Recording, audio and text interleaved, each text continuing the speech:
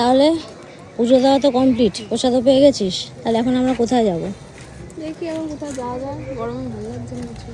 তাহলে কি যাবি কি যাবি না বল? চল যাই, বেরিয়েছি যখন। তাহলে একটু ঘুরে আসি। তাহলে কি আরেকটা মন্দিরে যাওয়া যাবে কি? আমাদের বাণীপুর বাজারে এইখানে মন্দিরটায় মেনলি আসলাম। এই যে ওইদিকে হচ্ছে বাজারের রাস্তা, আর এই যে মন্দির।